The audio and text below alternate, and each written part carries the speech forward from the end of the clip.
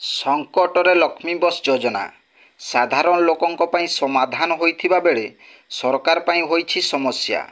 गाँ गहलीरू सहरांचल एवं प्रत्येक ब्लॉक को साधारण लोकंकर आशाबाड़ी साजिथिबा लक्ष्मी बस योजनारू सरकार पाइछि कम हराइछि अधिक। 2024 साधारण निर्वाचन को आखि आगरे रखी बीजेडी सरकार से समय लक्ष्मी बस योजना को लॉन्च करिथिला सत, किंतु मोदींकर तोफान आगरे फिका पड़गला। हाँ दर्शक बंधु, यही बस सेवा 12 अक्टोबर 2023 रु 2024 अगस्त 19 पर्यंत 374 कोटी 8 लक्ष 58 हजार टंका क्षति होइछि। एही 10 मासरे राज्य रे चालुथुबा बस संख्या 1340 होइथिबा बेले यात्री संख्या 3 कोटी 11 लक्ष 11 हजार।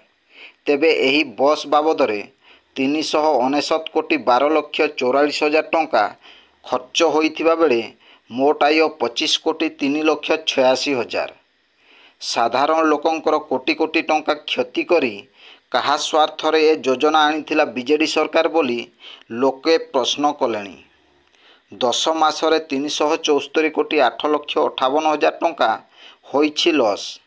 तेणु ए टंका को बीजेडी दल बहन करिबो कि बोली साधारण रे आलोचना मध्य हेउछि। ब्यूरो रिपोर्ट, जनजागरण ओडिया।